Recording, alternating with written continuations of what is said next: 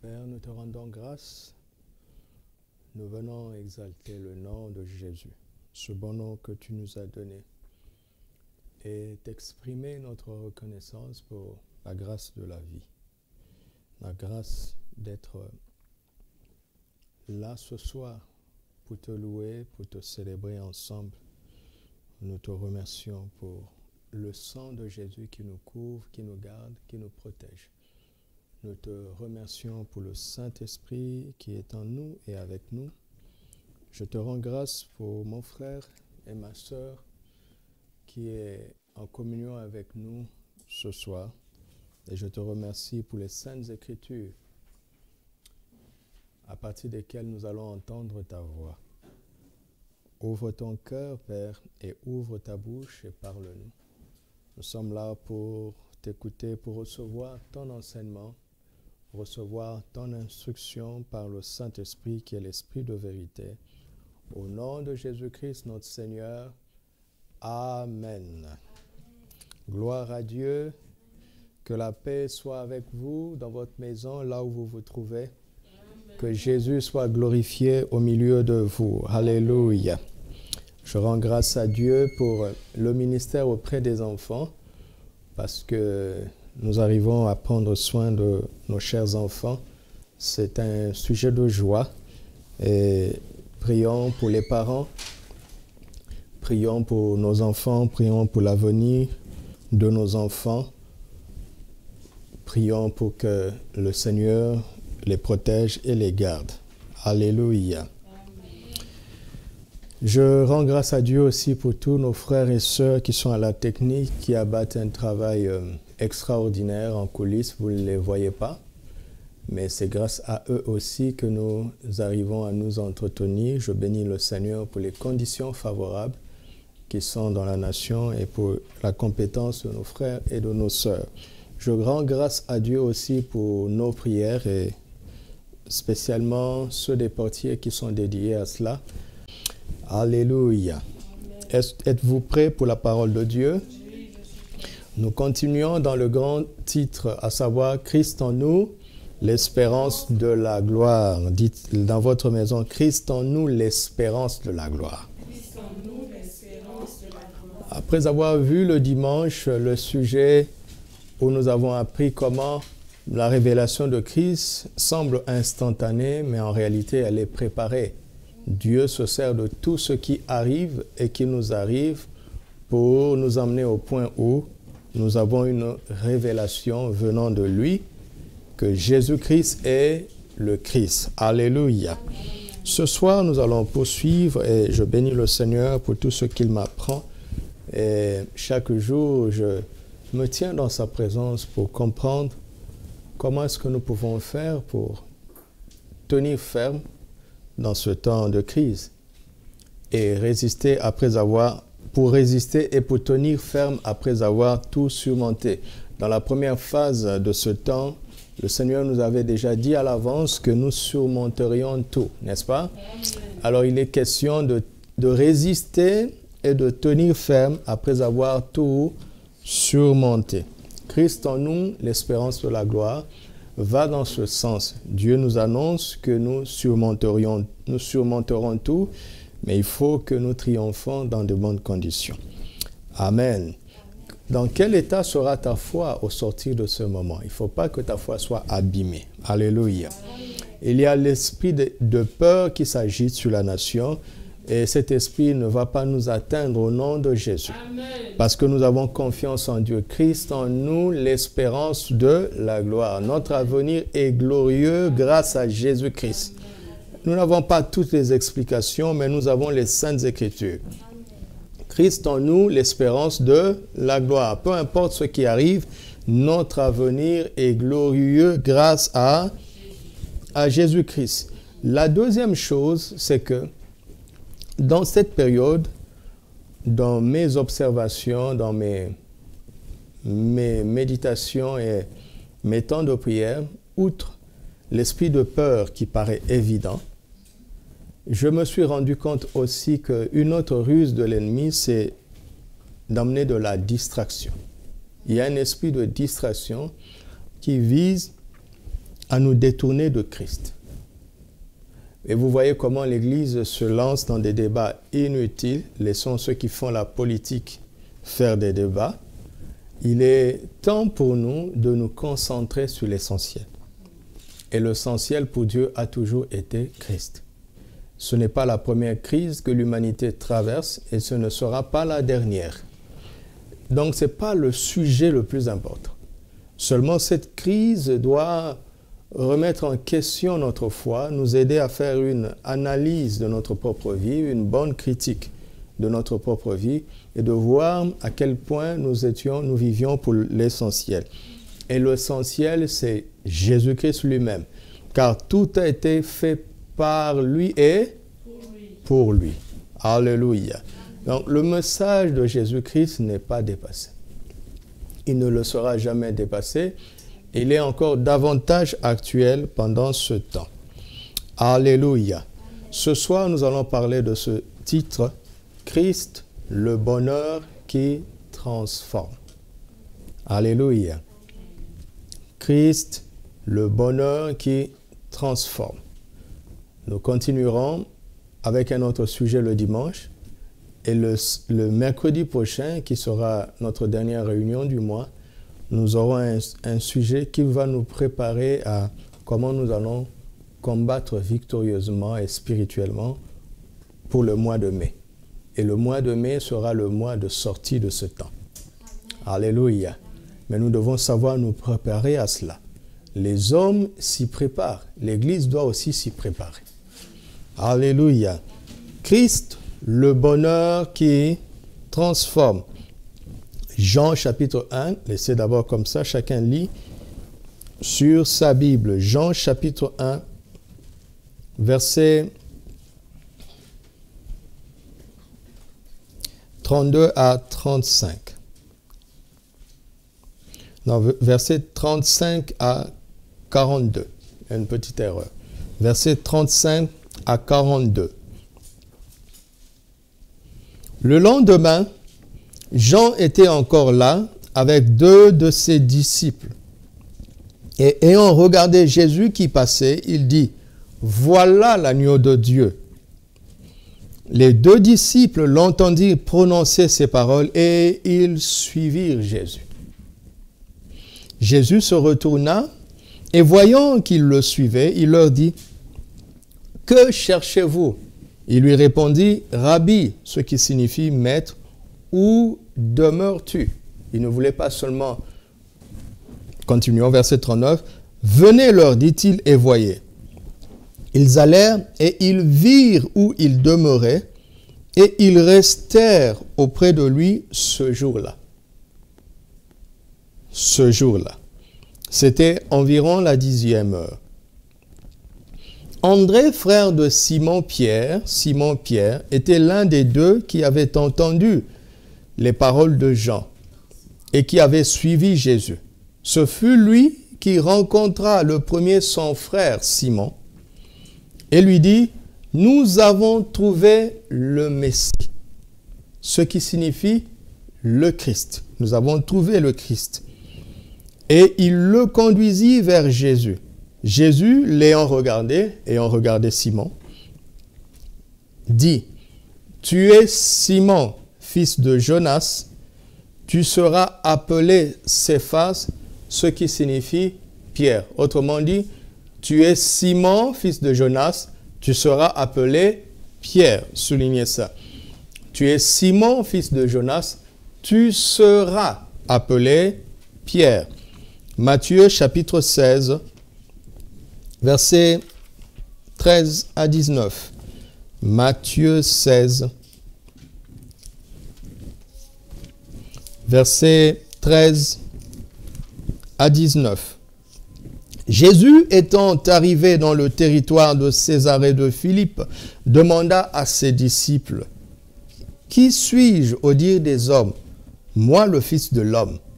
Il répondit, « Les uns disent que tu es Jean-Baptiste, les autres Élie, les autres, Jérémie ou l'un des prophètes. Et vous, leur dit-il, qui dites-vous que je suis? Simon-Pierre répondit, tu es le Christ, le Fils du Dieu vivant. Jésus, reprenant la parole, lui dit, tu es heureux, Simon, fils de Jonas, car ce ne sont pas la chair et le sang qui t'ont révélé cela, mais c'est mon Père qui est dans les cieux.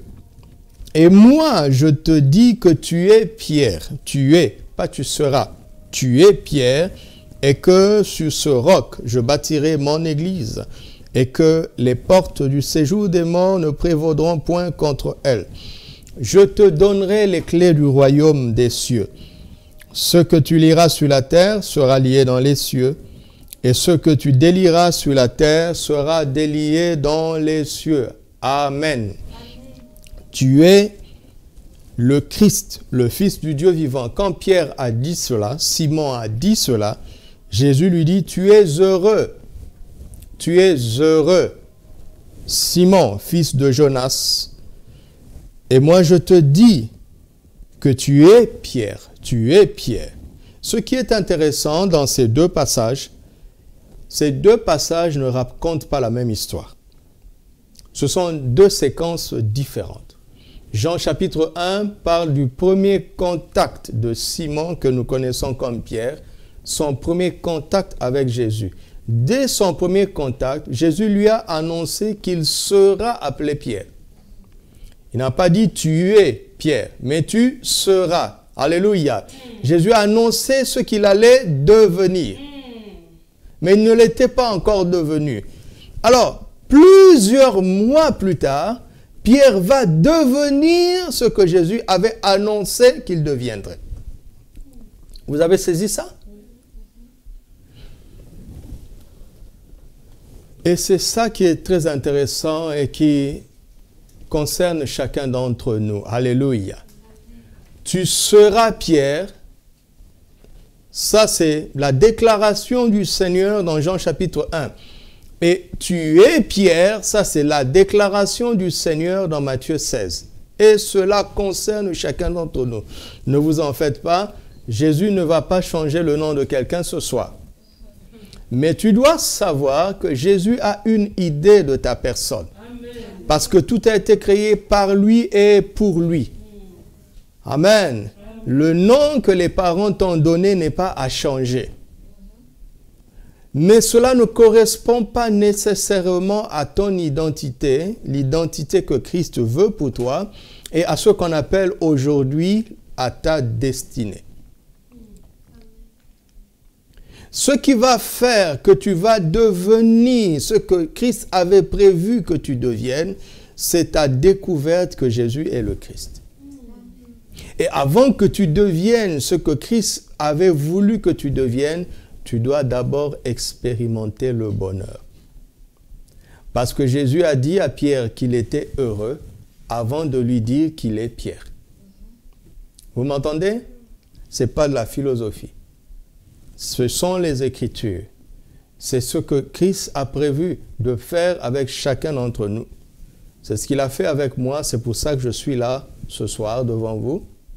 Et c'est ce qu'il a fait avec plusieurs d'entre nous. Et c'est ce qu'il va faire avec toi. Et c'est ce qu'il va continuer à faire pour chacun d'entre nous.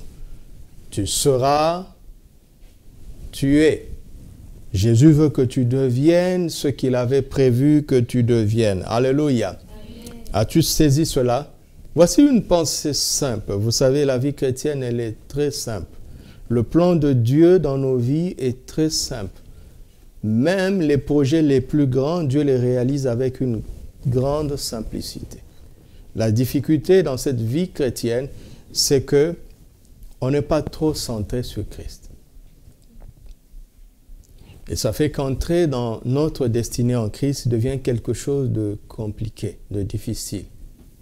Ce n'est pas difficile. Alléluia. Ce n'est vraiment pas difficile, mais à condition que nous connaissions Christ. Alléluia. Alléluia. Regardez, Dans Actes chapitre 8, verset 5, la Bible dit, lisons Actes chapitre 8, verset 5, et nous allons voir qu'il y a quelque chose qui ne va pas dans notre vie chrétienne. N'oubliez pas que le Dieu, notre Père, a permis que l'Église aille en retraite pour réfléchir, pour rentrer en elle-même et se poser les bonnes questions. Philippe étant descendu dans la ville de Samarie, il prêcha le Christ. Réfléchissez maintenant à ce que nous prêchons. Vous voyez? Le verset 5 est suffisant. Mais c'est trop bref, même ma cliqueuse a voulu passer après. Le verset 5 suffit, ma soeur. Qu'est-ce que ça veut dire que de prêcher le Christ? Voici un diacre qui arrive dans une ville. Il n'a qu'un seul message, le Christ. Et un changement extraordinaire va se produire simplement à la prédication de Christ. Ce n'est pas un séminaire sur l'impact. Ce n'est pas un séminaire sur le réveil. Mais c'est une prédication sur Christ. Tu m'entends, toi qui prêches? Quel est ton message? Tu m'entends, ma soeur et mon frère? Quel est ton témoignage? Le Christ. Et vous voyez, c'est trop simple, trop bref pour nous, qu'on veut habiller ça de beaucoup de choses. Pourquoi? Parce qu'on ne le connaît pas très bien. Éphésiens 4, 20. Lisons Éphésiens 4, 20. Éphésiens chapitre 4, verset 20. Éphésiens chapitre 4, verset 20. Paul dit, « Mais vous, ce n'est pas ainsi que vous avez fait quoi? » Que vous avez fait quoi? Vous avez appris Christ. Quelles sont les leçons qu'on nous donne? Quelles sont les formations qu'on nous donne dans la vie chrétienne? Paul dit, Christ, ça s'apprend. Alléluia. Amen. Christ s'apprend, mon frère et ma soeur. Il s'apprend. Tu m'entends?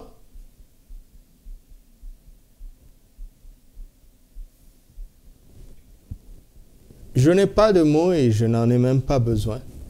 Je ne suis pas là pour me mettre de l'avant, mais vous ne pouvez pas imaginer ma souffrance, ma peine, quand je vois que nous ne sommes pas centrés sur Christ, alors que nous nous appelons des chrétiens. Christ doit être le réflexe dans nos vies, quel que soit le besoin, quelle que soit la situation. Ne nous laissons pas distraire. Dieu nous a mis en retraite pour nous ramener à l'essentiel. Alléluia. Amen. Philippiens chapitre 3, versets 7 à 8. Philippiens 3, 7 à 8. Mais ces choses qui étaient pour moi des gains, je les ai regardées comme une perte à cause de... Et même je regarde toutes choses comme une perte à cause de l'excellence, de la connaissance de Jésus-Christ mon Seigneur, pour lequel j'ai renoncé à tout et je les regarde comme de la boue afin de gagner Christ. Quand les autres choses de la vie ont encore de la valeur, je ne suis pas venu t'accuser. Je ne suis pas venu incriminer qui que ce soit. C'est simplement une information que tu ne connais pas bien Christ. Tu m'entends? Vous voyez, je n'ai pas voulu lire avant le verset 7 parce que les choses que Paul a regardées comme de la boue avant, à cause de Christ, ce ne sont pas les mêmes choses que nous. Les premiers versets parlent de son expérience à lui. Chacun a une expérience différente. Mais chacun sait qu'il ne connaît pas bien Christ quand les choses qui avaient de la valeur avant continuent d'en avoir. Et même on prêche ces choses dans l'Église. Ça, c'est triste. on pousse les chrétiens à utiliser leur foi en Jésus pour désirer des choses qui sont inférieures à Christ. Et ça, c'est triste. Ça, c'est triste. Alléluia. Jésus dit à Pierre, tu seras appelé Pierre. Et quelques mois plus tard, longtemps après, il lui dit, tu es Pierre, donc tu es arrivé. Tu as réussi à atteindre ce que j'avais prévu pour toi. Et comment est-ce que Pierre a fait ça? C'est quand il est parvenu au point où il a eu la révélation que Jésus est le Christ, le Fils du Dieu vivant. Je vous ai dit le dimanche dernier que c'est à cet instant précis que tout a changé. Mais vous savez très bien que c'est la conclusion d'un long voyage. C'est la conclusion d'un long parcours. C'est le point culminant d'une longue préparation. Alléluia. Il a additionné tout ce qu'il a vécu avec Jésus. Et il s'est rendu compte, par la révélation du Père, que Jésus est le Christ. Et c'est ça qui change tout. Amen. Veux-tu entrer dans ta destinée? Veux-tu savoir à quoi Dieu t'a envoyé, t'a appelé? Pourquoi il t'a envoyé sur cette terre? Il n'y a pas de philosophie à faire. Cherche à connaître Christ. Ta vie va se dévoiler dans la mesure où tu n'as plus de voile quand tu regardes Christ. Alléluia. Alléluia. Alors, je vous disais le dimanche de ne jamais sous-estimer tout ce qui arrive et qui vous arrive. Car il n'y a pas de déchets dans cette vie. Vous m'entendez? Il n'y a pas de déchets. Et il n'y a pas de hasard non plus. Tout ce que Dieu fait ou tout ce que Dieu permet, il le permet afin de nous aider à connaître Christ et à mieux le connaître. Et quand on connaît Christ, on goûte au bonheur. Alléluia. Amen. Alléluia. Et à travers ce bonheur se dévoile notre nature profonde, notre identité réelle et notre destinée en Christ. Amen.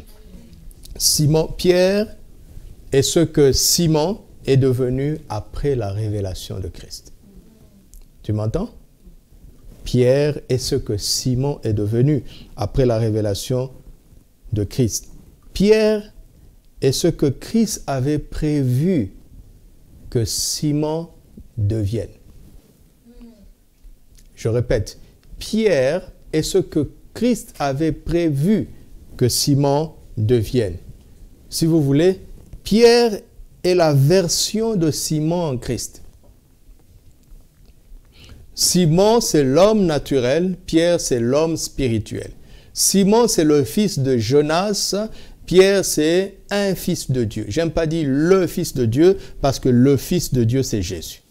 Alléluia. Si tu veux, Simon, c'est le fils de son père biologique, Pierre, c'est le fils de son père spirituel qui est Dieu. Simon, c'est l'ancienne création, Pierre, c'est la nouvelle création. Amen. Alléluia. Et ce qui met un voile sur la nouvelle création que tu es, c'est le fait que les choses que tu considérais comme un gain continuent à être un gain alors que tu es en Christ. C'est parce que ce changement n'a pas eu lieu que la vie de Christ en toi ne se dévoile pas suffisamment. Tu m'entends? Et cela est très important. Alléluia. Alléluia. Jean chapitre 1, verset 12 dit ceci. À ceux qui l'ont reçu, à ceux qui croient en son nom, la parole a donné le pouvoir de devenir enfant de Dieu. Le pouvoir de devenir. Quand on croit en Jésus, on devient. On devient un enfant de Dieu. Parce qu'on ne l'était pas avant. Par la nouvelle naissance, on devient. Parce qu'on ne l'était pas avant. Amen. Et vous voyez, ce sera notre conclusion aujourd'hui, Christ confie enfin une mission à Pierre, à Simon, après qu'il soit devenu Pierre. Pourquoi? Pourquoi Jésus fait cela?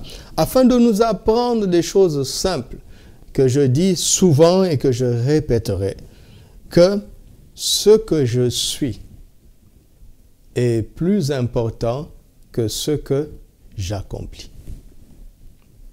Tu m'entends? Ce que je suis est plus important que ce que je vis. Tu m'entends? Ne laisse pas les circonstances de la vie te changer en mal. Jésus est le même hier, aujourd'hui et éternellement. C'est lui Yahvé. Lui, il ne change pas. Il n'a pas besoin de changer, mais nous avons besoin de devenir, d'être transformés. Alléluia. Et Christ est le bonheur qui nous transforme. Alléluia. La joie réjouit, le bonheur transforme. Vous m'entendez? La joie réjouit, le bonheur transforme. Et c'est ce que Pierre a expérimenté. Ce que je deviens est plus important que ce que j'obtiens. J'espère que tu notes ces phrases simples. Ce que je deviens est plus important que ce que j'obtiens. Ce que je fais est plus important que ce que j'ai. Ce que je suis est plus important que ce que j'accomplis. Quand on parle de destinée, les chrétiens raisonnent en matière des choses à faire, des choses à accomplir. Dieu ne raisonne pas comme ça. Un jour, on est venu poser la question au Seigneur. Que devons-nous faire pour faire les œuvres de Dieu? Les œuvres. Jésus dit, l'œuvre de Dieu, une seule, c'est que vous croyiez en celui qu'il a envoyé. Pourquoi? Parce que quand on croit en Jésus, on devient. On devient un enfant de Dieu. Ne vous lassez pas de ces simples choses que je vous dis. Parce que s'en lasser va vous égarer loin de Christ avec des philosophies chrétiennes qui n'ont d'intérêt que de vous emmener à obtenir des choses sans vraiment regarder à ce que vous devenez en route. Alléluia. Et c'est très, très, très important. Amen. Nous avons vu que dans Éphésiens 4, verset 20, Paul dit, mais vous, ce n'est pas ainsi que vous avez appris Christ. Donc, Christ s'apprend. Philippe a pu prêcher efficacement Christ en Samarie parce qu'il avait appris qui il est. Il avait connu. Et l'apprentissage de Christ est égal à l'expérience collective que nous avons de Christ, plus l'expérience personnelle que nous avons de lui. Pourquoi est-ce que je dis cela? Alléluia. Suivez-moi. Pourquoi est-ce que je dis cela? Parce que c'est André qui a aidé son frère Simon à entrer en contact avec Jésus. Et Jésus a annoncé à Simon qu'il deviendra Pierre. Ça, c'est dans Jean chapitre 1. Et de Jean chapitre 1 jusqu'en Matthieu chapitre 16, plein de choses se sont accomplies. Jésus a fait beaucoup de choses en présence de tous ses disciples. Amen. Qu'est-ce que cela veut dire? Cela veut dire que tout ce que Jésus a fait en présence de ses disciples, Pierre les a expérimentés. Pierre a eu une expérience collective de Christ. Parce que Jésus n'est pas devenu le Christ en Matthieu 16. Quand Pierre en a eu la révélation, Jésus était déjà le Christ. Il était au milieu d'eux, mais ils ne le connaissaient pas de cette façon. Alors Jésus a vécu, il a enseigné, il a accompli des choses pour démontrer qui il était. Pierre et ses collègues ont ensemble expérimenté Christ. Mais la différence, c'est que Pierre a quelque chose en plus. C'est qu'il y a plusieurs expériences dans les évangiles où il a été le seul à vivre Christ. Vous voyez la différence? entre Pierre et les autres, Pierre a osé aller au-delà de l'expérience collective de Christ. Il a osé croire qu'il pouvait vivre Christ de manière personnelle, en dehors de la communauté. Il a osé croire que même si on ne va pas à l'église aujourd'hui, même s'il n'y a plus de communion fraternelle, mon contact avec Christ ne peut pas s'arrêter. Alléluia. Il y a un temps pour l'église, il y a un temps pour la communion fraternelle, mais il y a un temps pour l'intimité personnelle. Et ceux qui vont loin, ce ne sont pas, écoutez-moi, ce ne sont pas ceux qui ont l'expérience personnelle de Christ. Si on vous dit ça, c'est à moitié vrai. C'est très dangereux parce que la vie chrétienne est une vie de communauté. Vous savez pourquoi? Parce qu'on nous appelle des brebis. Nous sommes le troupeau du Seigneur. Une brebis ne vit pas en solitaire. Mais par contre, quand Dieu regarde son troupeau, il veut voir comment chaque brebis interagit avec lui. David n'a pas dit l'Éternel est notre berger. Oui, il est notre berger. Mais David était cette brebis qui savait que l'Éternel était son berger. En plus du fait d'être le berger de tout le troupeau. Il avait une expérience personnelle de l'Éternel, sachant que l'Éternel était le berger d'Israël. Et c'est ça la différence. C'est ça l'exemple de Pierre. Il a osé aller au-delà de l'expérience collective de Christ. Tu m'entends? Et ces temps-là sont importants parce que là où tu es, dans cet isolement, dans ce confinement, tu as beaucoup de temps pour aller au-delà de ce qu'on vit ensemble, au-delà de ce qu'on a vécu ensemble.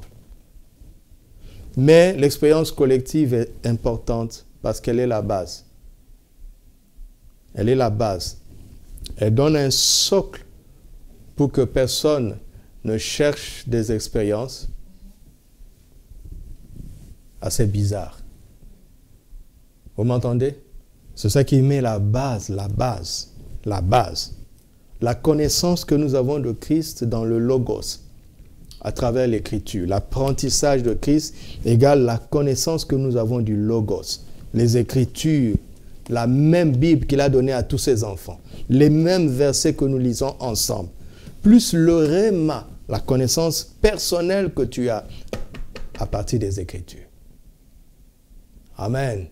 Si tu as de grands rêves pour le Seigneur et que tu sembles t'impatienter parce que tu as l'impression que ça ne s'accomplit pas, je veux te dire que tu n'es pas le premier. Simon-Pierre est passé par là. Mais pour nous protéger, Dieu commence toujours comme ça. Tu m'entends? Dieu ne commence jamais une histoire personnelle sans avoir appris des choses qu'il veut apprendre à tous ses enfants. Amen. C'est clair, mais c'est très important. Alors, regardons les Écritures. Dans Jean chapitre 2, verset 1, regardez simplement, vous allez voir. Dans Jean chapitre 2, verset 1, la Bible dit que le Seigneur manifesta sa gloire. Tel fut à Cana en Galilée, le premier des miracles que fit Jésus. Il manifesta sa gloire et ses disciples crurent en lui. Vous voyez, je parlais plus vite que l'affichage. Donc, remets la diapo. Dans Jean chapitre 2, aux noces de Cana, Jésus manifeste sa gloire devant tous ses disciples. Pierre était là, n'est-ce pas? Tout le monde a vu ça. Dans Luc chapitre 4, verset 14, n'affiche pas. Quand Jésus commence, quand il est revêtu de puissance, sa renommée s'est répandue dans toute la ville. Et dans la suite, tout ce qu'il va faire, ses disciples vont être au courant. Allons-y, Luc chapitre 4, lisons. C'est très, je pense que ça va nous aider. Luc chapitre 4, verset 14. Jésus, revêtu de la puissance de l'Esprit, retourna en Galilée et sa renommée se répandit dans tout le pays d'alentour. Il enseignait dans les synagogues et il était glorifié par tous. Tout le monde a vu sa gloire. Avant, tous ses disciples ont vu sa gloire, n'est-ce pas? Mais là maintenant, tout le monde en Galilée a vu. Et Pierre était là. Alléluia. Verset 31. Verset 31. Il descendit à Capernaum, ville de la Galilée, et il enseignait le jour du sabbat. On était frappé de sa doctrine, car il parlait avec autorité. Il se trouva dans la synagogue un homme qui avait un esprit de démon, impur, et qui s'écria d'une voix forte, « Ah, qu'y a-t-il entre nous et toi, Jésus de Nazareth? Tu es venu pour nous perdre. Je sais qui tu es. Tu es le Saint de Dieu. » Jésus le menaça, disant, « Tais-toi et sors de cet homme. » Et le démon se jeta au milieu de l'assemblée et sortit de lui sans lui faire aucun mal. Tous furent saisis de stupeur et ils se disaient les uns les autres, « Quelle est cette parole? Il commande avec autorité et puissance aux esprits impurs et ils sortent. » Et sa renommée se répandit dans tous les lieux alentour. Pierre était là. Verset 38, c'est là où ça va devenir personnel maintenant. Vous voyez? Au-delà du collectif, de l'expérience collective, l'expérience personnelle. En sortant de la synagogue, il se rendit à la maison de qui? De Simon. Il n'est pas encore devenu Pierre. La belle-mère de Simon avait une violente fièvre. Et il le priait en sa faveur. S'étant penché sur elle, il menaça la fièvre. Waouh! Et la fièvre la quitta. À l'instant, elle se leva et les servit. Après le coucher du soleil, tous ceux qui avaient des malades atteints de diverses maladies les lui amenèrent. Quand il est sorti de la maison de Simon, il imposa les mains à chacun d'eux et il les guérit. Waouh! Des démons aussi sortaient de beaucoup de personnes en criant et en disant, « Tu es quoi? Le Fils de Dieu. » Pierre entendait ça. André, son frère, lui avait dit, nous avons trouvé le Christ. Pierre avait entendu. Là, Pierre entend le démon dire, tu es le Fils de Dieu. Il entendait. C'est ça que je veux que vous compreniez. Dieu le Père était déjà en train de travailler. L'esprit de Pierre était en train d'absorber les choses sans le savoir. Et c'est ce que Dieu fait avec toi et moi. Tous les jours que Dieu fait. Tous les jours. Tout ce qui arrive et tout ce qui nous arrive a un message qui conduit à Christ. Je vous assure. Alléluia. Mais il les menaçait et ne leur permettait pas de parler parce qu'ils savaient qu'il était le Christ. Les démons le savaient. Dès que le jour parut, il sortit et alla dans un lieu désert.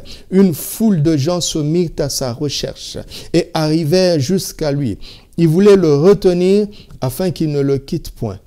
Mais il leur dit, « Il faut que j'annonce aux autres villes la bonne nouvelle du royaume de Dieu, car c'est pour cela que j'ai été envoyé. » Et il prêchait dans la synagogue et dans la Galilée. Chapitre 5. Versets 1 à 11. Comme Jésus se trouvait auprès du lac de Génézareth et que la foule se pressait autour de lui pour entendre la parole de Dieu, il vit au bord du lac 2 barques d'où les pêcheurs étaient descendus pour laver leurs filets. Il monta dans l'une de ces barques qui était à Simon. Et il le pria de s'éloigner un peu de terre. Puis il s'assit et de la barque, il enseignait la foule. Lorsqu'il eut cessé de parler, il dit à Simon, Jésus s'intéressait beaucoup à cet homme. Il dit à Simon, avance en pleine eau et jetez vos filets pour pêcher. Simon lui répondit, Maître, nous avons travaillé toute la nuit sans rien prendre, mais sur ta parole, je jetterai le filet. L'ayant jeté, ils prirent une grande quantité de poissons et leur filet se rompait. Ils firent signe à leurs compagnons qui étaient dans l'autre barque de venir les aider. Ils vinrent et ils remplirent les 2 barques au point qu'elles s'enfonçaient. Quand il vit cela, Simon-Pierre tomba aux genoux de Jésus et dit, « Seigneur, retire-toi de moi parce que je suis un homme pécheur. » Car l'épouvante l'avait saisi, lui et tous ceux qui étaient avec lui, à cause de la pêche qu'ils avaient faite. Il en était de même de Jacques et de Jean, fils de Zébédée, les associés de Simon. C'étaient des associés d'affaires. Alors Jésus dit à Simon, « Ne crains point, désormais tu seras pêcheur d'hommes. » Et ayant ramené la barque à terre, ils laissèrent tout et le suivirent. Qu'est-ce que vous entendez? Ça veut dire que depuis tout ce temps, Simon ne suivait pas Jésus. Vous vous rendez compte? Depuis Jean chapitre 1, tous ses contacts, tout ce qu'il a vu, Simon avait une vie d'alternance. Vous m'entendez? Regardez, la différence entre André et Simon, je ne sais pas là où le Seigneur va me conduire, mais mes méditations personnelles m'emmènent à voir comment chaque personnage du Nouveau Testament a interagi avec Christ. Et vous avez senti que là, maintenant, j'entre dans un chapitre où je vous parle de la relation de Pierre avec Christ. La différence entre André, qui était le frère de Simon, et Simon, c'est quoi? C'est que André est venu dire à Jésus, « Rabbi, où demeures-tu » Dès le départ, André avait pris la décision de rester avec lui. Vous m'entendez? Mais Simon, ce n'était pas le cas.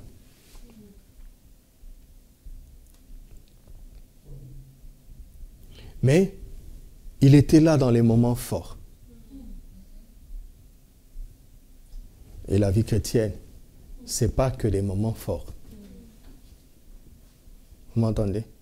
C'est la vie, simplement, avec Christ. Chaque jour, à chaque heure, où que l'on soit. Mais enfin, en Luc chapitre 5, Simon va prendre la décision, la ferme décision, de ne plus quitter Christ. Avec ses associés de travail, Jean et Jacques, les fils de Zébédée. Alléluia. Amen. Matthieu chapitre 14, versets 22 à 35. Matthieu 14, 22 à 35. Aussitôt après, il obligea les disciples à monter dans la barque et à passer avant lui de l'autre côté pendant qu'il renverrait la foule. Quand il l'eut renvoyé, il monta sur la montagne pour prier à l'écart. Et comme le soir était venu, il était là, seul. La barque, déjà au milieu de la mer, était battue par les flots, car le vent était contraire. À la 4e veille de la nuit, Jésus allant vers eux, marchant sur la mer. Quand les disciples le virent marcher sur la mer, ils furent troublés et dirent « C'est un fantôme !» Et dans leur frayeur, ils poussèrent des cris « C'est un fantôme, c'est un fantôme !» Jésus leur dit aussitôt « Rassurez-vous, c'est moi, n'ayez pas peur. » Alléluia, n'ayez pas peur. Pierre lui répondit « Seigneur, si c'est toi, ordonne que j'aille vers toi sur les eaux. » Et Jésus a dit quoi? Un seul mot. J'aime ça. Jésus lui a dit, viens. Pierre sortit de la barque et marcha sur les eaux pour aller vers Jésus. Mais voyant que le vent était contraire, voyant que le vent était fort, il eut peur. Et il commença à s'enfoncer. Et il s'écria, « Seigneur, sauve-moi » Vous connaissez la suite. Aussitôt Jésus étendit la main, le saisit et lui dit, « Homme de peu de foi, pourquoi as-tu douté ?» Et ils montèrent dans la barque et le vent cessa. Ceux qui étaient dans la barque, vinrent adorer Jésus et dire, « Tu es qui? » Véritablement le Fils de Dieu.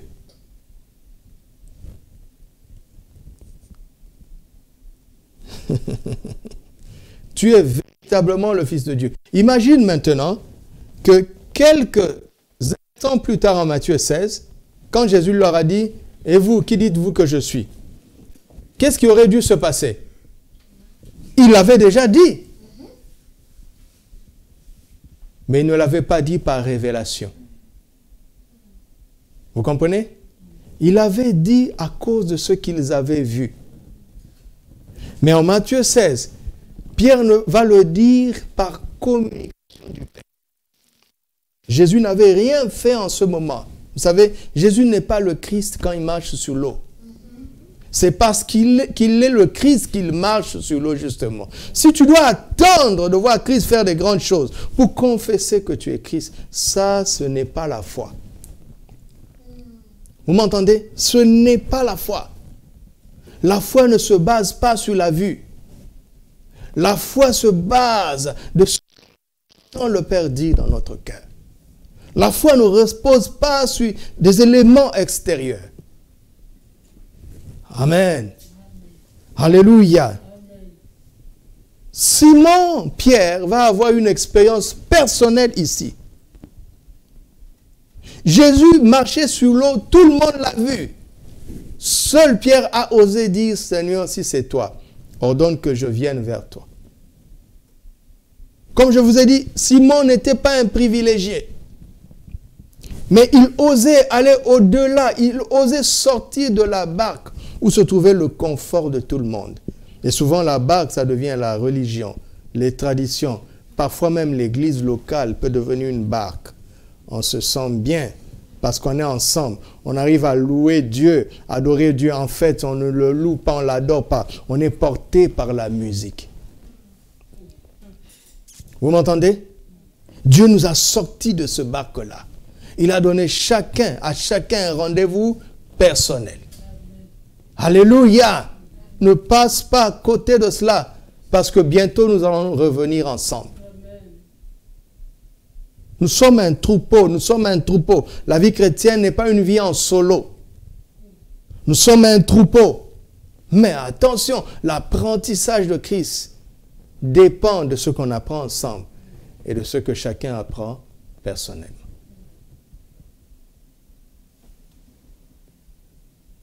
Et la religion, les traditions nous empêchent de poser des questions. On continue comme si de rien n'était. On se contente de ce qui se fait à la masse. Parfois, on ne voit même pas des résultats, mais on ne se pose pas de questions. Ne sois pas comme ça. Pierre, la qualité de Pierre, c'est qu'il essaie de sortir de la barque. Alléluia. Et ça, c'est très important. C'est très important, mon frère, ma soeur. C'est très important. C'est très important. Jésus appelle chacun d'entre nous à sortir de ce confort. Jésus veut avoir une expérience personnelle avec toi. Jésus a donné rendez-vous à chacun d'entre nous. Et ça, c'est très important. C'est très important. Ne gâchons pas cette opportunité. Alléluia. Alléluia. Alors, Hébreux chapitre 12 nous montre que nous devons toujours avoir les yeux fixés sur Jésus. Vous voyez, tant que Pierre regardait à Jésus, il pouvait marcher sur l'eau. Mais quand il a regardé à la tempête, il a commencé à s'enfoncer. Et écoute-moi, on s'enfonce inévitablement lorsqu'on cesse de regarder à Christ. Je ne veux pas donner des exemples, mais je te dis, rester chrétien n'est pas le plus important. C'est l'apôtre Pierre qui était en train de s'enfoncer. Il venait de faire quelques pas dans le surnaturel, mais là, il était en train de s'enfoncer. Nous allons le voir le dimanche. Comment l'exploit et la défaite se côtoient. Parfois, ça se joue à un fil. Dans cette même séquence, l'exploit et la défaite se sont côtoyés. Le temps de quelques secondes. Dans Matthieu 16, on va le voir le dimanche. La révélation et la séduction ne sont pas très loin. Il venait d'entendre le Père. L'instant d'après, il a entendu le diable. Vous m'entendez? Mais pour ne pas échouer, un seul secret, regardez à Christ et continuez de l'écouter. Parce que dans Matthieu 14, il fallait qu'il continue de regarder à Christ. Peu importe l'agitation autour. C'est ce que je me force de faire tous les jours. Je me force de regarder à Christ. Peu importe cette crise, nous sommes assaillis tous les jours. Tous les jours. Et parfois en tant que pasteur, j'ai envie de chercher le message pour réconforter. Le Seigneur me dit, regardez à moi. C'est pour ça que je vous ai arrêté. Regardez à moi. Fais porter l'attention de mon peuple à moi. On n'a même pas besoin de parler de l'Antichrist. On n'a même pas besoin de parler des événements de temps de la fin. Il faut qu'on regarde à Christ d'abord. Parce que si l'Antichrist se trouve sur cette terre, tu es foutu. Quand l'Antichrist se manifestera, nous serons déjà enlevés. Enfin, je l'espère. Alléluia. Regardez à Christ. Matthieu 14 est là pour nous dire, continuez à le regarder. Matthieu 16 est là pour nous dire, continuez à l'écouter. Parce que Jésus venait de parler. Le Père venait de parler, Pierre a entendu. Jésus venait de parler, Pierre a entendu. Mais à travers la chair, il a aussi entendu Satan. Amen. Amen. Alléluia. Écoute-moi, mon frère. Je connais certaines personnes que j'observe de près, qui ont commencé déjà à dévier, ils ne s'en rendent pas compte. Ils sont toujours chrétiens. C'est parce qu'ils ont cessé de regarder à Christ. Je ne parle pas au monde entier. Comme je vous dis, je n'ai pas cette autorité-là. Mais je vous parle à vous. Si vous croyez en moi, si vous croyez que je suis un serviteur de Dieu, prenez au sérieux ce que je vous dis. Écoutez-moi. Pour échouer, tu n'as pas besoin de faire de grands péchés ou d'aller faire un pacte avec le diable. Il suffit que Christ ne soit plus au centre de ton cœur. Il suffit que Christ ne soit plus au centre de tes pensées. Quand les agitations autour deviennent plus réelles que Christ, tu commences à sombrer. Alléluia. Mais Dieu est bon. Le Seigneur nous tend la main. Et regarde ce qu'il dit. Pourquoi as-tu douté? Mon ami, cette crise emmène beaucoup de dégâts. Et ce serait insensé pour moi de vous dire, n'y prenez pas garde. Non, mais je veux vous dire, regardons à Christ. Malgré ce que le monde nous annonce à partir des éléments naturels, regardons à Christ. Alléluia. Et ne doutons pas de lui. Amen. Ne doute pas du Seigneur. Je ne veux pas renchérir. Parce que Jésus lui a fait un seul reproche. Pourquoi as-tu douté? Mais je te dis de tout mon cœur, ne doute pas du Seigneur. Alléluia. Quelle que soit la réalité des éléments de la vie, ne doute pas du Seigneur. Pourquoi? Parce que Christ en nous, c'est l'espérance de la gloire. Amen. Ça va être catastrophique après, pour ceux qui n'ont pas conscience que Christ est en eux.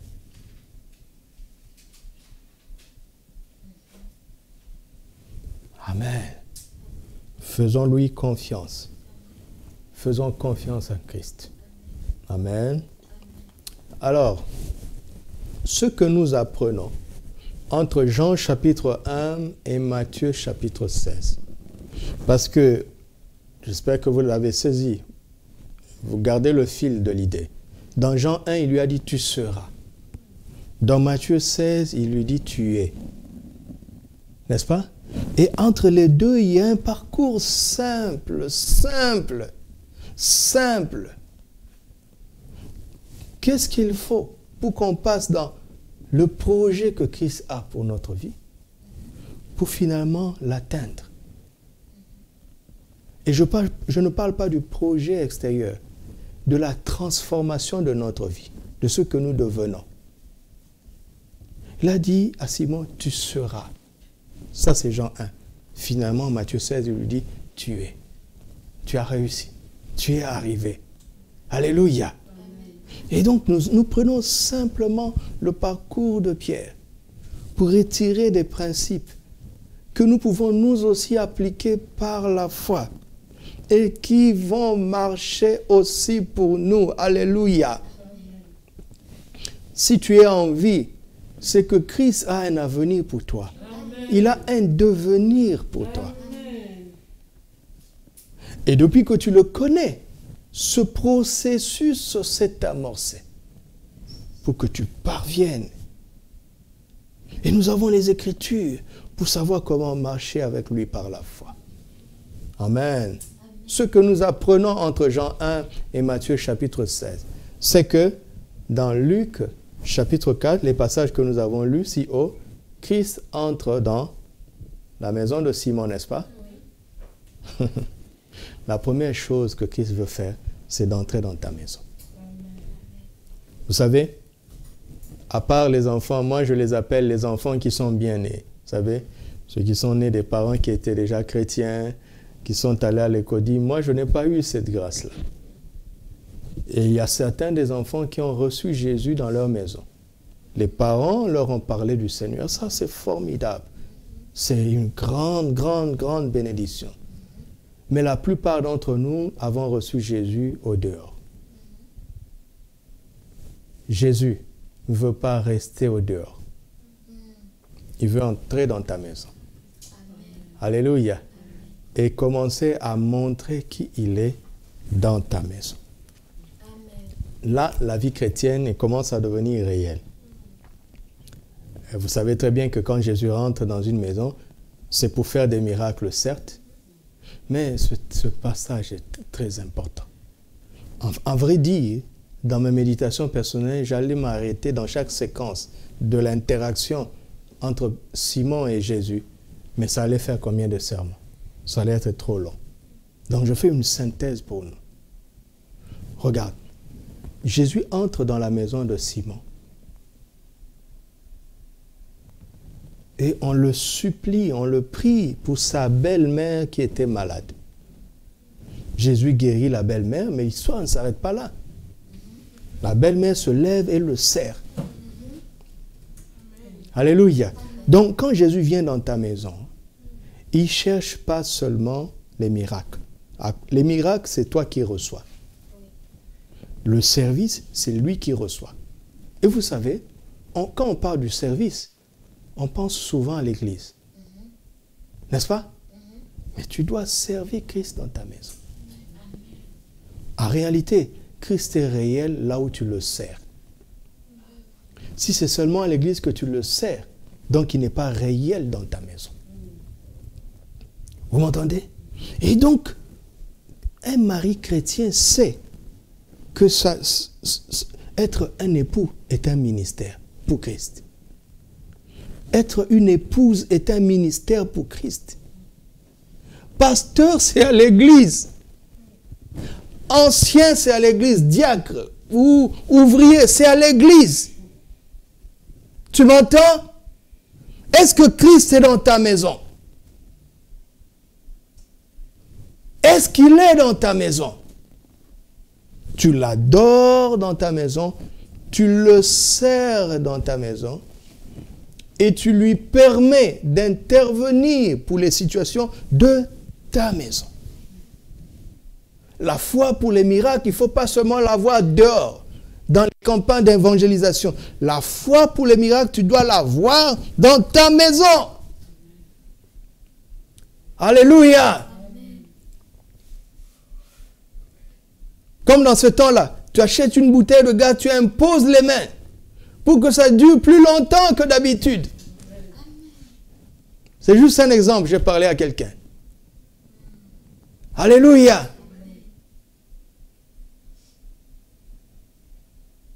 Hey, est-ce que Christ est dans ta maison? Hey, tu n'es pas père pour rien, c'est pour servir Christ dans ta maison. Les enfants doivent voir l'empreinte de Christ dans ton rôle de père, dans ton rôle de mère. Les parents doivent voir l'empreinte de Christ dans ta condition d'enfant. entre les colocataires. Mais quelle opportunité! Tu partages une maison avec des gens qui ne vont pas à l'église. Certains ne vont pas à l'église. Et maintenant que les réunions se font à la maison, tu invites tes colocataires, ils n'écoutent pas. Je veux te dire, entre nous déjà, c'est toi le premier problème. Tu n'inspires pas confiance. On ne t'admire pas. Parce qu'on vit avec toi. Mais Christ est en toi. Ceux qui vivent avec toi ont l'opportunité de vivre avec Christ. Parce que Christ est en toi. Tu dois le savoir. Tu dois en être conscient. Tous ceux qui vivent avec toi ont l'opportunité de vivre avec Christ. Parce que Christ est en toi. Je n'en doute pas. Christ est en toi. Christ dans ta maison. Tu m'entends? Imaginez comment les vies vont changer. Christ dans ta maison. Alléluia. Deuxième point, j'ai pris juste des séquences de l'expérience personnelle de Simon. Luc 5, Christ entre dans ta profession. Vous imaginez ce que Jésus était en train de faire avec Simon? Il était en train de le faire pour nous. Il est intervenu dans sa maison. Et après, il va intervenir dans son travail. Pourquoi? Ce n'était pas une pêche comme un passe-temps, comme certains le font aujourd'hui. Ils vont à la pêche par hobby. Non, non, non, ce n'était pas un hobby. On parle des associés de Simon. Et Simon lui dit, nous avons travaillé toute la nuit. C'était leur travail, c'était leur profession. Christ veut entrer dans ta profession. Il dit, ouvre-moi la porte de ton lieu de travail. Pourquoi tu es conscient de moi seulement quand tu es à l'église? Pourquoi tu es conscient de moi seulement quand tu pries le matin dans ta chambre? Et quand tu vas au boulot, il n'y a que ton cerveau. Il n'y a que ta formation. Il n'y a que ton CV. Mais non, Christ dit, j'en ai assez que tu me laisses dans ta chambre. Alléluia! Tu m'entends? Il dit, laisse-moi entrer dans ta profession. Laisse-moi te montrer comment tu peux mieux vivre ton travail avec la foi. Alléluia. Oh, je vais pas entrer dedans parce que c'est très long. Je vous invite à méditer sur ces choses. Jésus dit à Pierre, avance en eau profonde. Oui, c'est un langage naturel, mais c'est une parole qui a un sens. Il est en train de lui dire, arrête d'être léger dans ton lieu de travail. Tu m'entends? Arrête d'être léger. Tu es quel genre de chrétien qui est léger dans ton lieu de travail? Comment est-ce que les gens vont venir à Christ? Comment est-ce que les gens vont venir à l'église? Avec un comportement comme ça. Arrête d'être léger dans ton lieu de travail. Oh, tu as peur qu'on se moque de toi? On va commencer à t'appeler pasteur. Mais tu as honte alors? Donc pasteur te fait honte. Tu as honte de nous alors? C'est ça? Mais non, tu dois être fier de Christ. Même si on se moque de toi, toi tu dois être fier. Alléluia. Arrête d'être léger là-bas. Arrête de te comporter comme eux. Arrête de t'assimiler à eux. Tu n'es pas comme eux. Christ est en toi. Amen. Et à la fin, qu'est-ce que Pierre dit? Retire-toi de moi, car je suis un homme pécheur. N'est-ce pas? Il avait une mauvaise vie dans son lieu de travail. Mais vous savez qu'il avait rencontré Jésus depuis Jean 1. Il avait vu sa gloire en Jean 2. Vous avez vu le parcours, non? Mais Jésus ne lui était pas étranger. Il a assisté à plein d'enseignements. Tous les passages que nous avons lus, n'est-ce pas que Jésus a enseigné? Mais il a continué à avoir une mauvaise vie. Ce n'est pas moi qui l'accuse, c'est lui-même qui confesse. laisse Christ entrer dans ta profession. Ne fais pas de la magouille comme tout le monde. Tu es chrétien, Christ est en toi. Tu m'entends? Ça va te bloquer. Ça va bloquer ton devenir. Ça va bloquer ta transformation. Vous entendez? C'est pas très difficile. C'est parce qu'on cherche des idées. Moi, ça me fait pleurer. L'évangile est simple. Vous voulez des théories? Vraiment, ça me peine tellement. Ça me peine tellement. Vous savez, vous voulez savoir que quelqu'un est un chrétien authentique? Demandez aux gens de sa maison. Après ça, demandez aux gens de son travail ou à l'école. Parce qu'à l'église, c'est facile. Facile. Vous m'entendez? Et avec ça, tu dis, je vais entrer dans ma destinée. Regarde déjà les 2 points. Comment est-ce que tu vas entrer dans ta destinée? Explique-moi. Vous voyez? Il est en train de recommencer avec nous. Il dit, vous avez tout mis sur la vie de l'église locale. Vous avez tout mis là-bas. Vous avez une chrétienté déséquilibrée. Mais entre nous, on passe combien de temps à l'église? D'ailleurs, on va changer ça. Je dis aux pasteurs et aux anciens, il y a des frères et des sœurs de notre assemblée qui ont réunion tous les jours à l'église. Ils sont pires que moi. Tous les jours, ils ont une réunion à l'église. Vous allez filtrer ça. Il faut qu'ils fassent des choix. C'est pas bien. Tous les jours à l'église. Quand est-ce que vous vous calmez? Quand est-ce que vous vous asseyez? Va maintenant à l'église si tu peux. Même moi, je ne fais pas ça. On a tout mis à l'église locale. L'église locale est utile. Mais c'est un atelier. C'est un lieu de formation. La vitrine où on doit nous exposer, c'est le monde. Regardez tous ces meubles. Ils sont fabriqués en atelier. Pas pour rester à l'atelier. C'est pour être exposés, admirés. Au dehors. C'est ce que Jésus fait. L'église locale sert à ça. C'est l'atelier. Mais pour que nous exposions Christ dans nos maisons, à l'école, au travail, afin que les gens admirent Christ. Amen.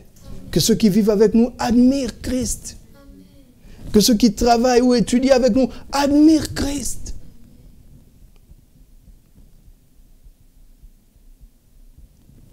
Alléluia. Amen.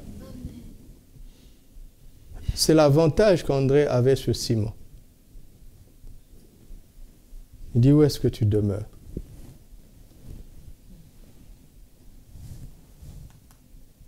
Matthieu chapitre 14, là maintenant, Christ t'invite à entrer dans sa dimension. Vous voyez ça? Christ était au dehors, il marchait sur l'eau, il a invité Pierre. Il dit, viens faire comme moi. Viens entrer dans mes possibilités. Marcher sur l'eau, pourquoi faire? Parce que je fais ça. Amen. Regardez, j'aime cette phrase. Il dit, Seigneur, si c'est toi, ordonne que je vienne. Qu'est-ce que ça veut dire? Ça veut profondément dire que Pierre commençait à comprendre qui est Christ. Il dit, en ce moment-là, le seul moyen pour lui de savoir que ce n'était pas un fantôme, que c'était Jésus, c'est qu'il savait profondément que tout ce que Jésus fait, il veut que nous le fassions. Mais un fantôme ne fait pas ça. Un fantôme va toujours t'impressionner. Celui qui fonctionne avec l'onction de fantôme, il va toujours être au-dessus de toi, dominer sur toi pour dire, moi je marche sur l'eau, vous ne savez pas faire. Jésus n'est pas comme ça. Il a même osé dire, ceux qui croient en moi, ils feront ce que je fais. Ils en feront davantage. C'est sa joie, c'est sa joie. Que nous fassions plus, c'est sa joie. Pierre a senti ça au fond de lui. Il a senti que si c'est Jésus, je ne sais pas si c'est lui, mais j'ai appris à connaître son cœur. J'ai vu que cet homme, tout ce qu'il fait, il veut que nous fassions. Satan ne fait pas ça. Un fantôme ne fait pas ça. Alors il dit, si c'est toi, ordonne que je vienne. Jésus n'a pas discuté. Il n'a pas argumenté. Il n'a pas fait une longue phrase. Mais parce que ça correspondait à ce qu'il y a dans son cœur. Il dit, viens. Il n'y a plus de temps pour les discours. Il n'y a pas de temps pour les débats. Là, tu as touché à mon cœur. Viens. Maintenant, c'est moi qui t'invite dans ma dimension. Avant, tu étais hospitalier. Tu m'as accueilli dans ta maison. Tu m'as accueilli dans ta barque. Tu m'as accueilli dans ta profession. Maintenant, c'est moi qui t'accueille dans ma dimension. Alléluia. Viens. Un seul mot. Oh, cet homme connaissait Jésus. Il dit, nous avons travaillé toute la nuit sans rien prendre. Mais sur ta parole, je jetterai le filet. Là encore, sur ta parole, j'oserai marcher sur l'eau. Et le gars a commencé à faire quelque part. Alléluia. Et une vie surnaturelle a commencé. Le voilà qui entre dans la dimension de Christ. Et tu penses que quand tu commences à marcher dans cette dimension, Satan va s'arrêter. Il va agiter ce qu'il peut. Il ne peut pas toucher à Christ. Il ne peut pas te toucher parce que tu es en Christ. Mais il peut toucher à la tempête. Il peut toucher au vent. Et si j'ai vent, c'est parce qu'il sait que ce n'est pas un facteur important. Parce que tant que tu as les yeux sur lui, advienne que pourra, tu marcheras dessus. Mais c'est quand tu te détournes de lui que tu commences à t'enfoncer. Alléluia. À chaque fois que Christ laisse faire quelque chose, tu dois comprendre que cette chose n'est pas déterminante. Garde tes yeux sur lui. Et les agitations du diable ne pourront pas t'atteindre. Vous m'entendez? Christ entre dans ta maison. Christ entre dans ta profession. Et Christ t'invite à entrer dans sa dimension. Pourquoi finalement? Pour te confier une mission et une onction. Alléluia. Regardez. Nous devons connaître le Seigneur. Quand le Seigneur te dit, je veux que tu fasses ça, tu sais quoi? Seulement parce qu'il a dit, tu as déjà les moyens, tu as l'onction. Tu m'entends? Est-ce que tu m'entends?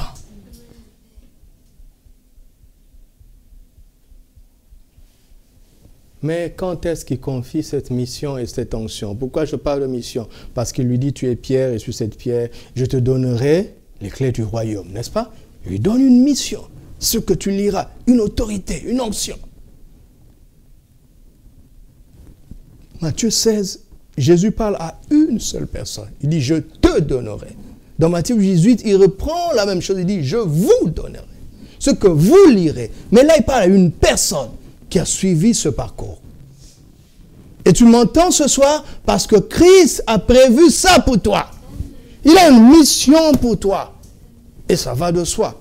Il y a une onction qui va avec cette mission. Mais le problème, c'est que tu veux imiter l'onction des autres. Tu veux imiter l'onction des autres. Tu n'es pas une copie. Tu m'entends? Même ceux qui avaient la même fonction n'avaient pas la même onction. L'onction de David était différente de l'onction de Saül. Même son propre fils Salomon n'a pas eu la même onction que David. Même Josué n'a pas eu la même onction que Moïse. Il n'est pas question de se comparer. Il est question de remplir sa mission. Alléluia. Nous respectons ceux qui nous ont précédés, mais nous fonctionnons selon la mission que Dieu nous donne et l'onction qui va avec. Ne cherche pas à ressembler à qui que ce soit. Alléluia. Parce que ta mission est différente. Et ce qui est formidable dans tout ça, c'est que le Seigneur, avant de te confier une mission, il veut d'abord que tu sois heureux. Vous m'entendez? Ah, ça, je veux que tu entendes ça très bien. Avant de lui dire, tu es Pierre, avant de lui dire, de lui donner les clés du royaume, il a commencé par dire, tu es heureux. Jésus n'envoie pas en mission des gens qui ne sont pas heureux. Tu m'entends? Ce qui te bloque, c'est parce que le bonheur ne t'intéresse pas. Tu aimes la joie, tu aimes les victoires, tu aimes le succès. Mais le bonheur ne te dit rien.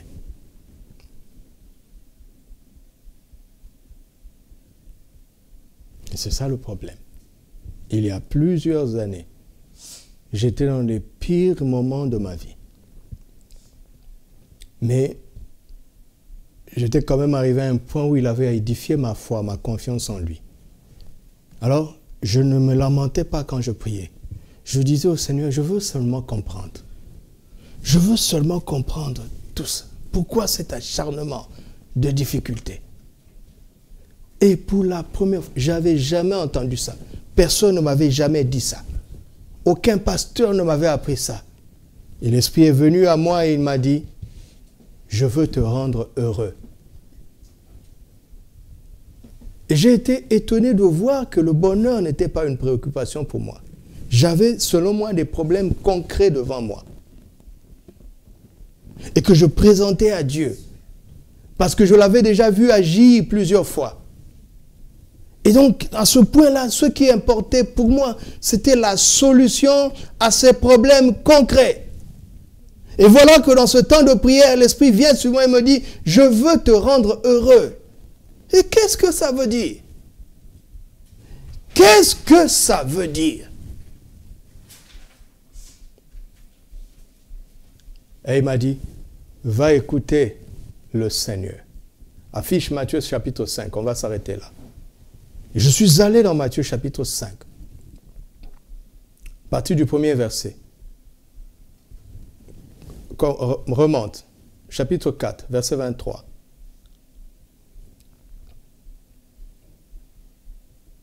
Jésus parcourait toute la Galilée, enseignant dans les synagogues, prêchant la bonne nouvelle du royaume, guérissant toute maladie et toute infirmité. Ma foi était ici. Verset 24.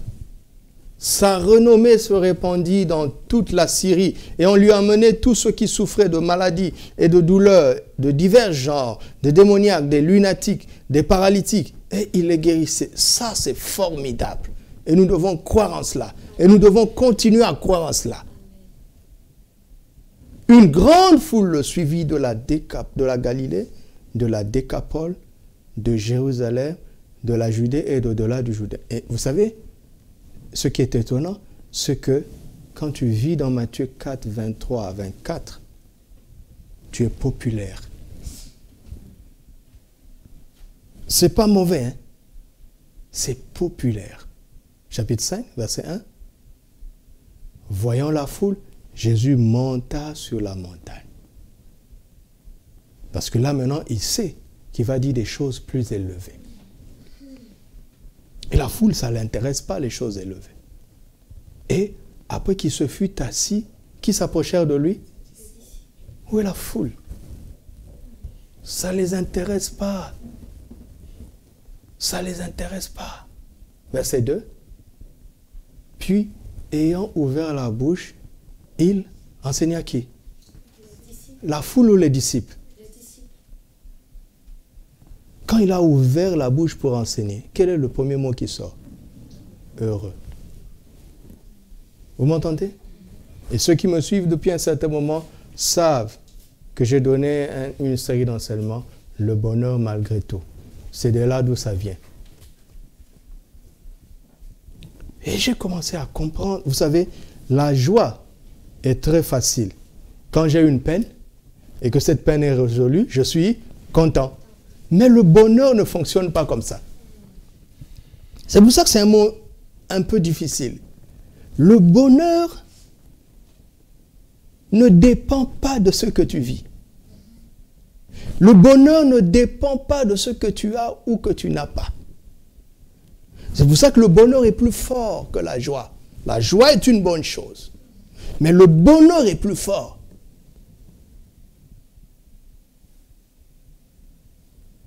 Et ceux qui n'ont pas accepté l'enseignement de Jésus sur le bonheur, je vous le dis, sur la base de Matthieu 16, ils n'accompliront pas leur mission.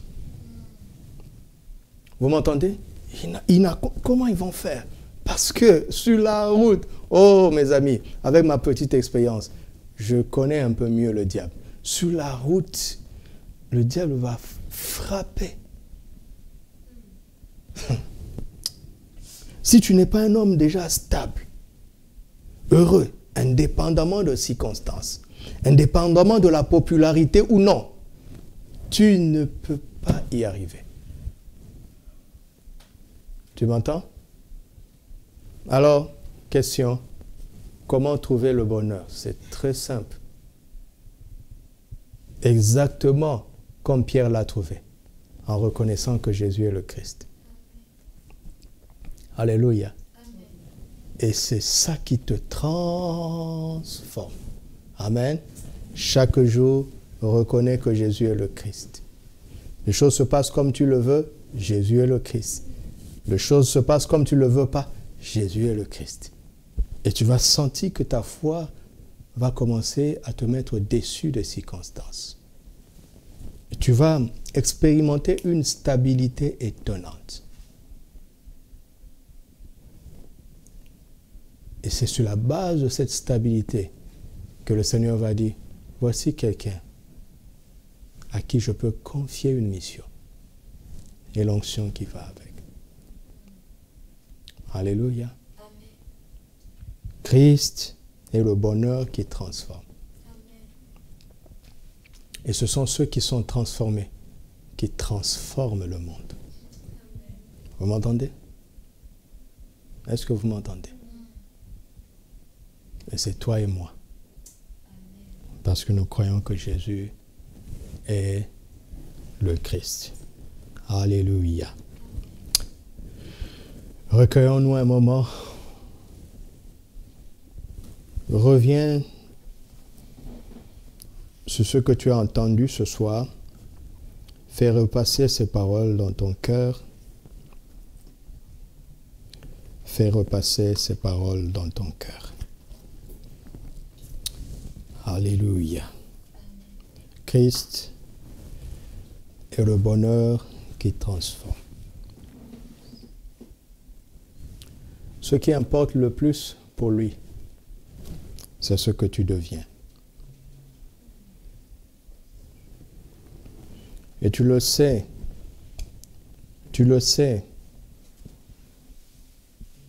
dans la valeur que tu accordes aux choses, comparé à lui.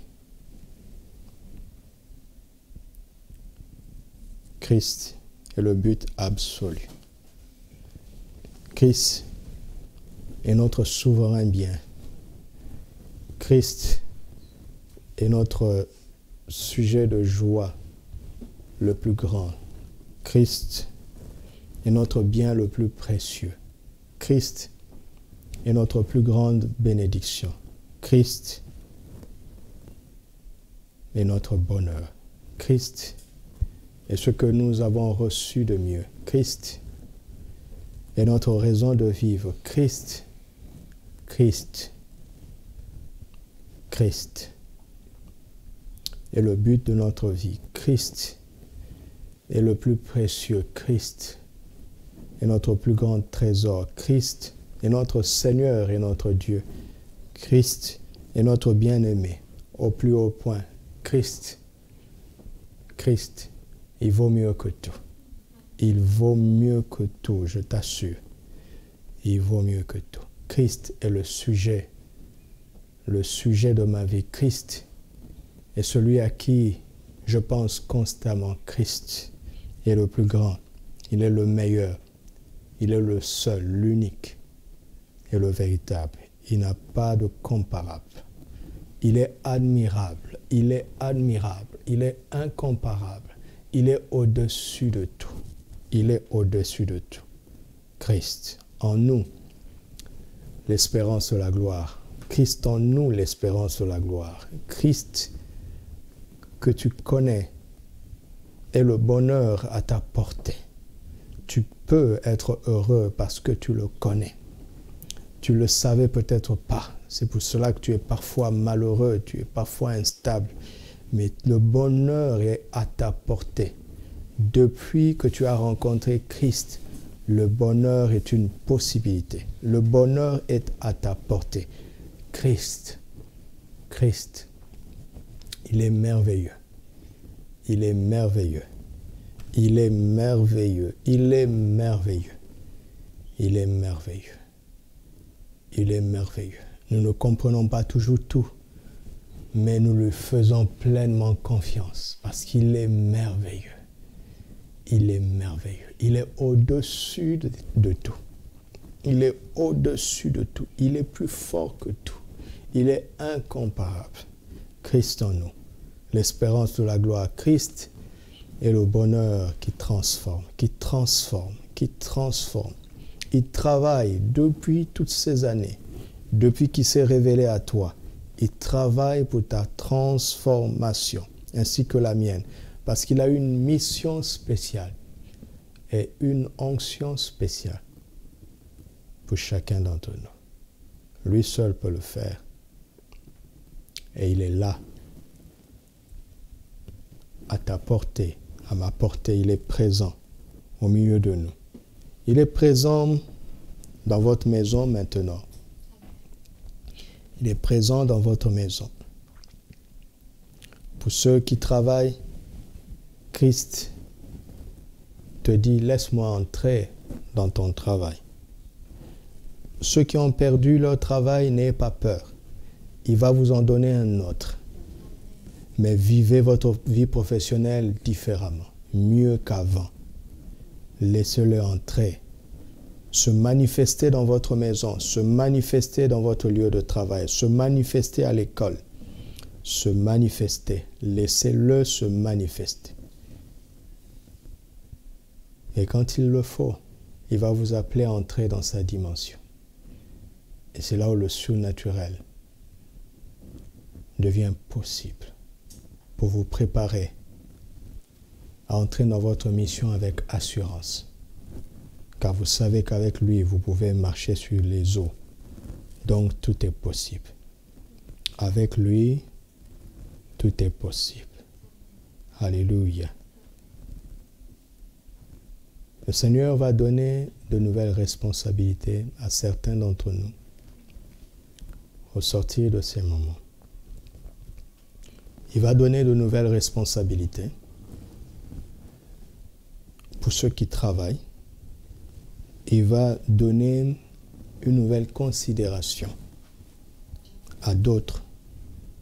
Par exemple, tu es à l'école, tu n'as pas de responsabilité à avoir, tu es peut-être dans un stage, mais il va donner une nouvelle considération. Ça aussi, c'est une responsabilité pour que tu le représentes mieux. Et il veut donner une plus grande responsabilité à l'Église pour qu'on le représente mieux parmi les nations. Il va le faire. Il va le faire. Au nom de Jésus. Alléluia. Bénissons le Seigneur. Parle au Seigneur là où tu es. Bénis le Seigneur. Bénis le Seigneur. Bénissons-le. Élevons son Saint nom. Donnons gloire à son Saint nom. Merci Jésus. Merci Jésus. Merci Jésus. Merci Jésus. Merci Jésus. C'est toi qui es le Christ, le Fils du Dieu vivant. Béni soit ton Saint. Béni soit ton Saint. Merci Jésus. Merci Jésus.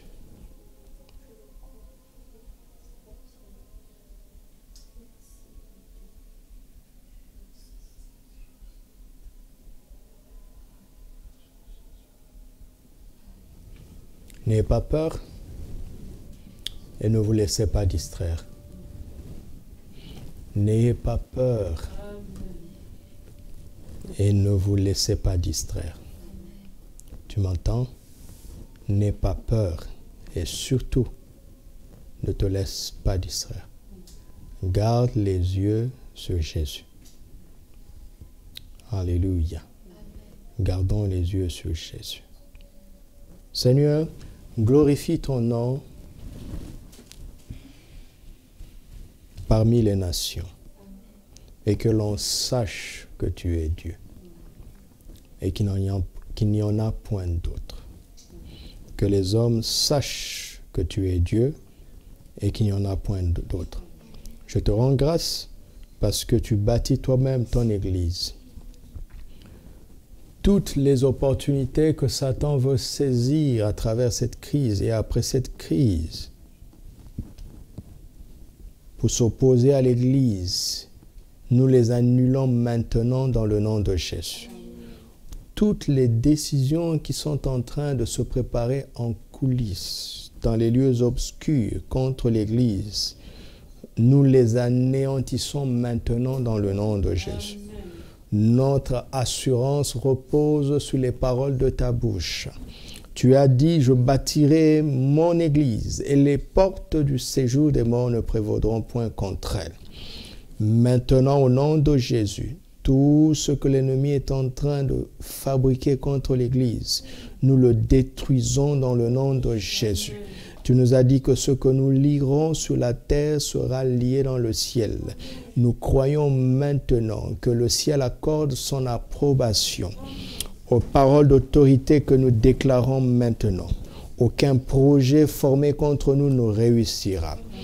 Toute arme forgée contre nous est sans effet. Et toute langue qui parle en jugement contre nous, nous les condamnons maintenant dans le nom de Jésus. Père, nous libérons maintenant tous les bons plans, les plans merveilleux que tu as pour l'Église. Nous les délions maintenant au nom de Jésus et que les choses commencent à se mettre en place pour une dynamique nouvelle de tes enfants afin que l'Église soit respectée, considérée et que Jésus soit glorifié. Oh, merci, merci, merci. Christ en nous, l'espérance de la gloire.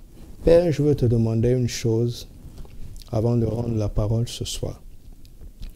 Accorde à ce peuple qui m'a entendu ce soir d'expérimenter la réalité du bonheur qui est en Christ. Amène-le au point où tu m'as emmené, où tu vas les rendre indépendants de circonstances. Donne-leur cette stabilité, cette paix, cette tranquillité surnaturelle. Donne-leur d'expérimenter le bonheur.